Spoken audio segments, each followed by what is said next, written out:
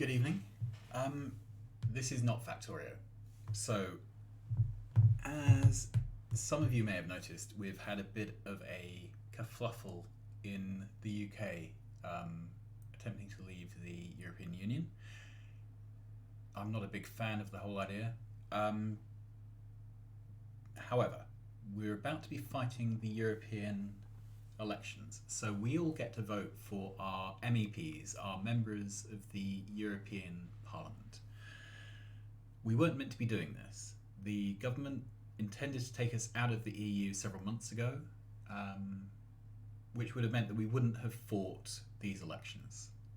However, the conjunction of all our major political parties having destroyed each other, being incompetent, and the harsh realities of trying to unpick 40 odd years worth of trade and political alliances and so on mean that those deadlines have all slipped. France almost spat their dummy but didn't, and we are still in the EU. The elections have rolled around, we have to fight the elections. So, why am I here? There's a really weird electoral system we use in the England part of the EU vote. Although the elections are Europe-wide, different regions use different systems for electing their MEPs, and within the UK, different regions of the UK use different ways of electing their MEPs. In England, we have a sort of proportional representation style thing. So the whole of England is cut up into regions. Each region has a number of seats allocated to it. It's roughly apportioned according to population. I think that the regions themselves are roughly proportioned according to land area, and then the number of seats within those regions is roughly apportioned according to population. So, in my region, there are 3 seats. I will be voting on a ballot that looks a lot like this. Okay. And you may have noticed that various of the parties on here, don't know if you can see, have 3 candidates. That's because in the best case scenario, a single party would pick up all of the seats within their region. So they tend to put down a list of candidates which is as big as the number of seats. Now, that's easy in our region that has 3. There are some regions which have masses of candidates, where it's quite hard to get that many people to be willing to stand. However, the candidates are allocated down the list. So if you're number 1 on the list, you'll be the first one to be selected. If you're 3rd on the list, then the 2 people above you have to both be selected before you can be selected. And then there's a weird way of scaling the votes. So this got me thinking as to whether it was actually worth coordinating anti-Brexit Remain votes or not. Because the headline version is you have proportional representation, which means that your vote counts. However, back in my head, game theory says that block votes are disproportionately more weighty than diffuse votes. So does this form of proportional representation actually work or not? And I thought, since I'm a software engineer, let's write software. So here we are.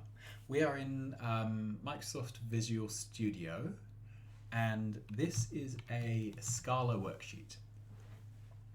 So, sorry, let me get comfortable. This is 12:30 at night, and I've just drunk a whole bottle of wine. So, yeah, everything's a little bit squirrely. So, we are going to use an approach to this that uses as much domain-specific language as possible, and as least ceremony as possible.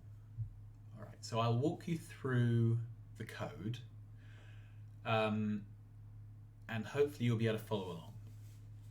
Okay, so we have code on the left-hand side of the screen and results of the worksheet being run on the right-hand side. So we start off a region for the purposes of today. A voting region has a name and has a number of seats. Let's make this bigger for now. We can always shrink it. Okay. So a region has a name and a number of seats, and the name is a string, so some text, and the number of seats is an int. Int means whole number, integer. Then, because I don't just want the entire code base to be littered with string and int, I'm going to provide a whole load of aliases for strings and ints which represent particular things. If we were doing this for real, there are various techniques to harden this up so that you can't use one type of string representing a party, for example, where you expect a string that is a candidate. But as I say, it's gone midnight, life is short. So what I've done is just declare some type aliases. So party is a type which for the purposes of today is a string. So Conservative, Labour, UKIP. Candidates, again, are strings. Now again, you'd probably want something a bit richer, but I'm just identifying them by their first names. Vote counts, so how many votes were cast, or how many votes were cast for a candidate. That's a whole number. You can't have half a vote, so it's a whole number. And then votes cast is a map from each party to the vote count for that party. So you can either think of it as a map, a sort of key value data structure from party to vote count, or you can think of it as a list of pairs of party vote count pairs as a table. Doesn't matter. Scala lets you flip between those two representations pretty easily. Okay, so that's the basic stuff. Then, remember I said that each party puts up multiple candidates and they're ranked. So, party list is an ordered list of candidates. And then this thing here, I'm calling a slate. So the slate is the map of parties to their lists. So we have multiple parties, each party has a party list. I'm calling that a slate. There's probably a better word for it, but that's all I can think of right now. And then a data type here for a vote allocation.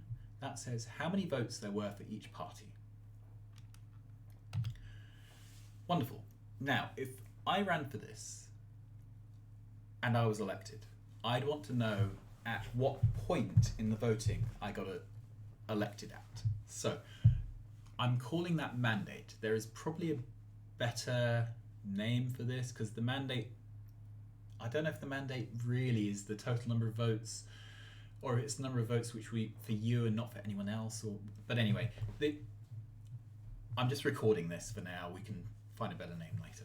So that is the candidate, a specific candidate, together with the vote count at which they were elected. And then an election result is a collection of parties to lists of mandates. So remember, in a particular region, a given party could end up having elected multiple candidates. So in the Northeast, it's not unusual for Labour to take 2 or 3 out of the 3 seats.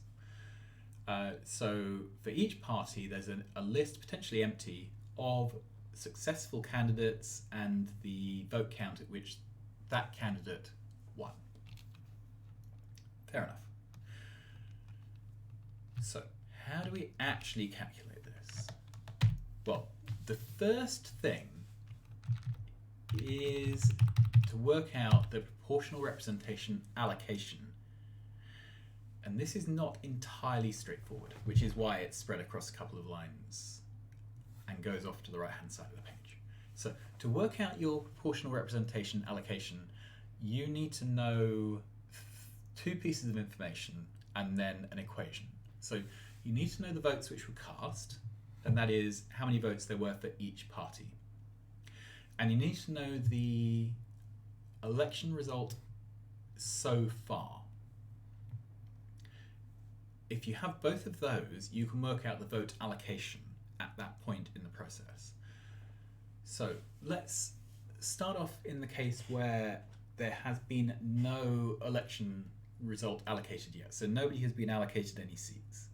You take the votes cast and you just find the winning person.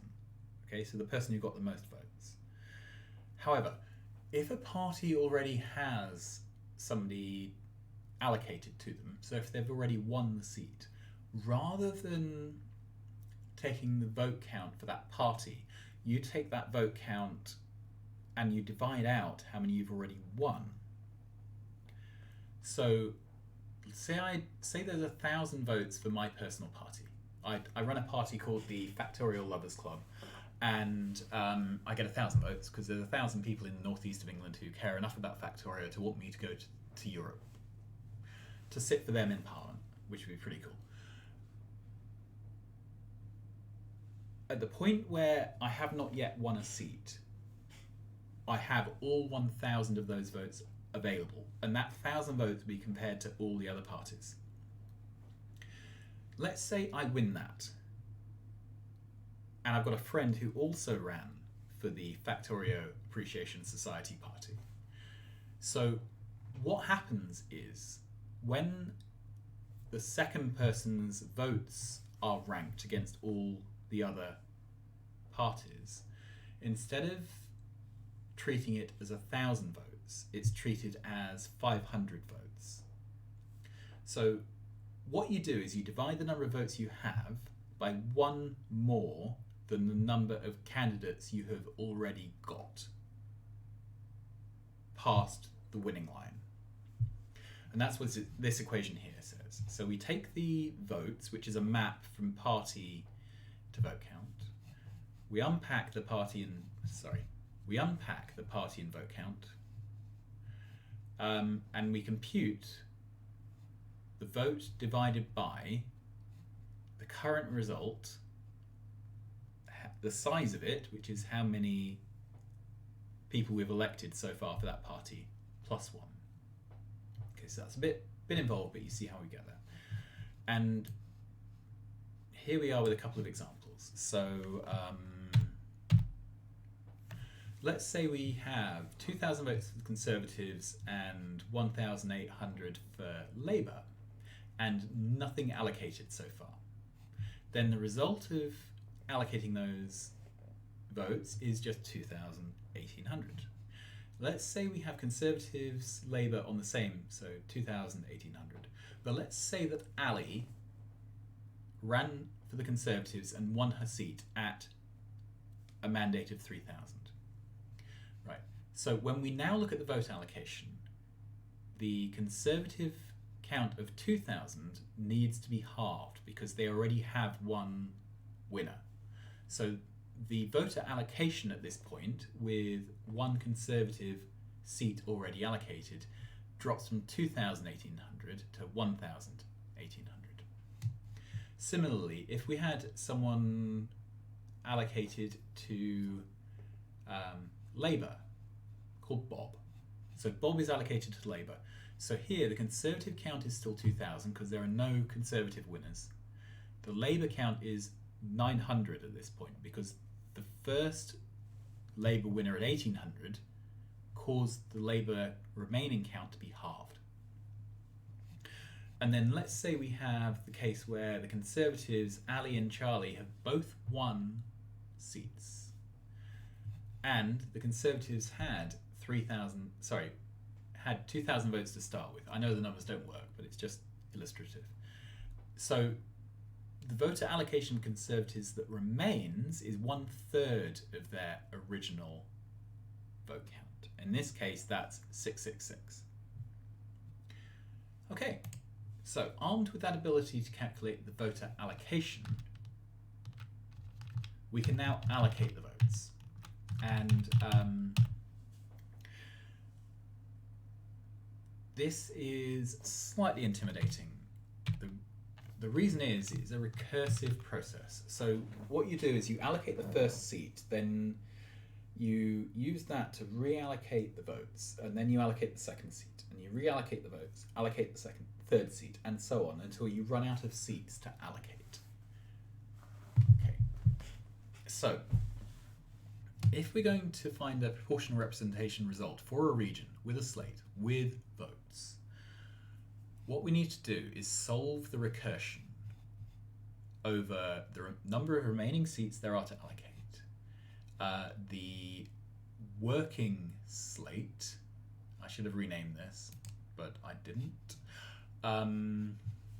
Let's rename it.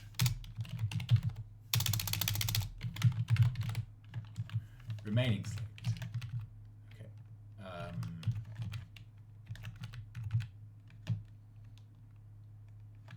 That's not a good name.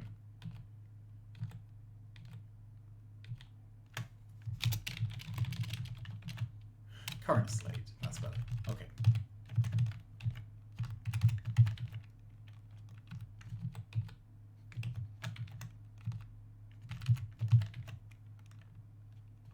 Yeah, that's it. Okay. So we're going to compute an election result given the remaining seats, the current slate, and the results so far.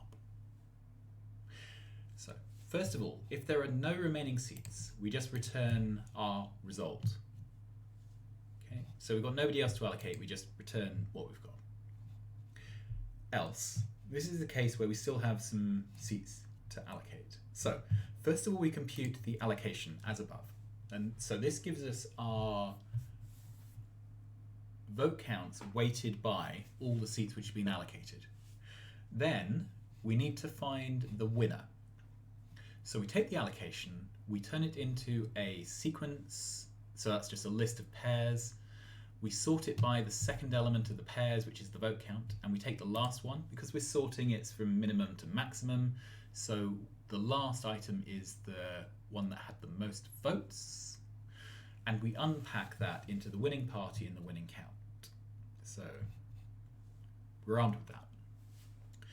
Given the current slate, if we challenge that with the winning party, we should get back the candidates for that party. And we unpack that into the winning candidate and all the rest. This double colon here is a bit of Scala magic. It takes a list, it pulls off the head, puts it to the left, and then everything remaining in the list is put there. Okay. So then we can update the slate. So if we take the current slate and replace the entry for the winning party with the remaining candidates, that strips off the winning candidate.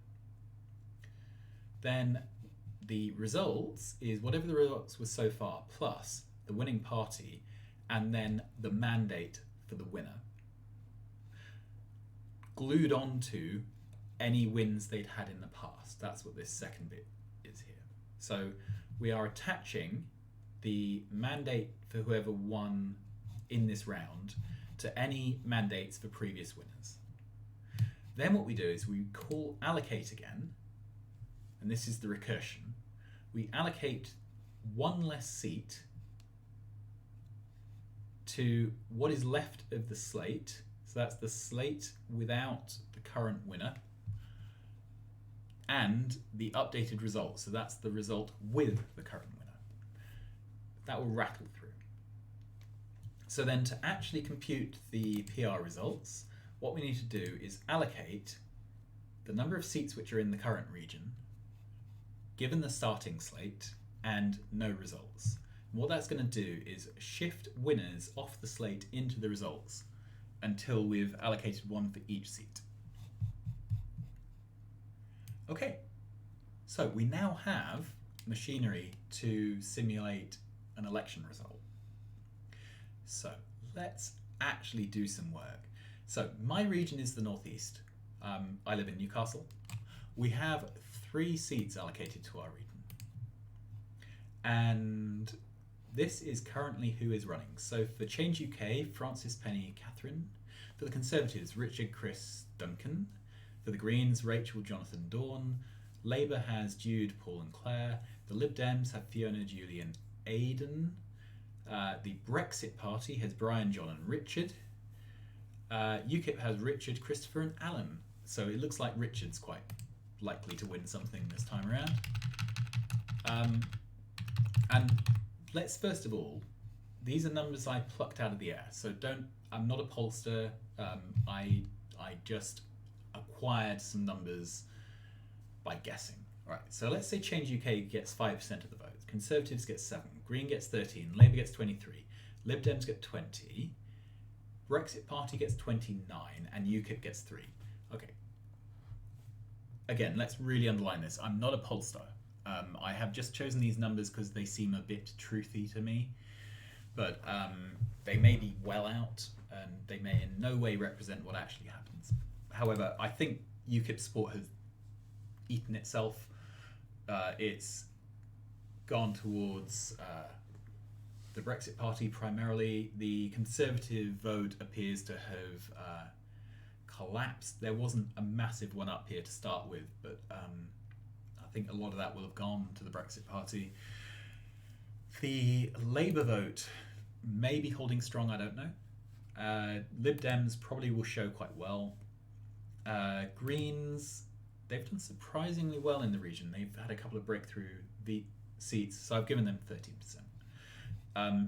Right. Okay, so we can run this sheet. This is all executable code. So when we run this, this gives us our data structure. When we run cast1 values sum, that sums up the values. I'm checking they add up to 100, which they do. So then we can run PR result for the North East England with the North East slate with our vote casts number 1. Okay, and this gives us an electoral result. So it has computed that if that's how people actually voted, there would be a single seat going to the Brexit Party for Brian. There would be a single seat going to the Labour Party for Jude, and there would be a single seat going to Fiona for the Lib Dems. Okay. So let's see what happens if all of the Green voters switch to Lib Dem. So that would be 0 Green, 20 plus 13 Lib Dem. Right. We print out 100.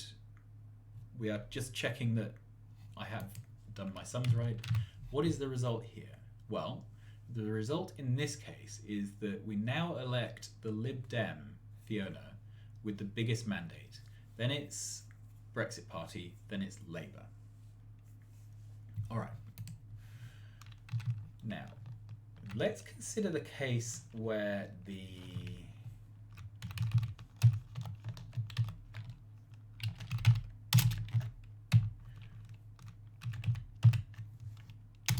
case 3. Okay, so that's where the Labour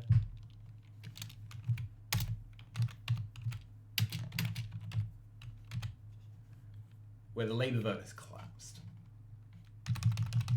And I'm going to do one final one, which is where the Labour vote has collapsed, but the Greens are still in play. Okay. So if we run the spreadsheet now, here we are. I hope I've done this correctly. All right. So in the case where the Labour vote has collapsed down to 13%, Labour still win a seat. Okay, so Lib Dems, then Brexit Party, then Labour. Sorry, I forgot to.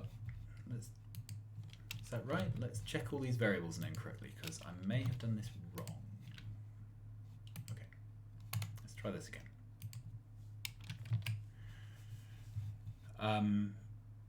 That's better. Okay, so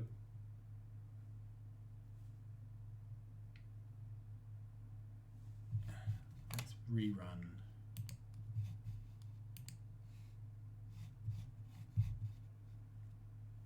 Okay, so here we have Lib Dems winning 2 seats. So they would win one for Julie and one for Fiona. And then the Brexit Party would get one for Brian. Okay, so this is where the Labour Party has collapsed into Lib Dem. However, this is Labour collapsing into Lib Dem, but Lib Dem and the Greens not coming together. Okay, and in this case, the Lib Dems win 2 seats, Brexit Party wins 1. And this one, Lib Dems win a single seat, Brexit Party wins 1, Labour wins 1. Okay. Mileage may vary, but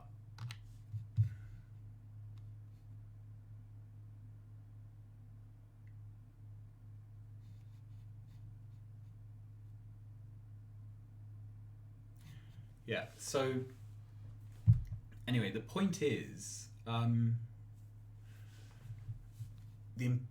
you need to make sure that a single party wins enough vote so that when its vote share is divided, it still has more votes than the next party.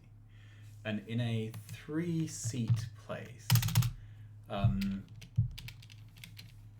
if this is the first party, okay, and this is the second party, and this is the third party,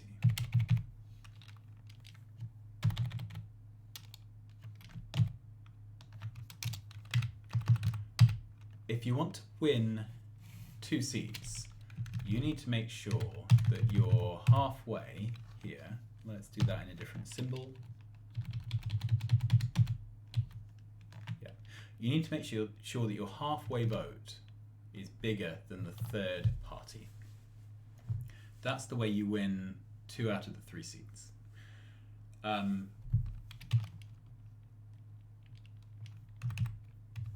And you can imagine being in a situation where you don't win your 2 out of 3 seats because you needed an extra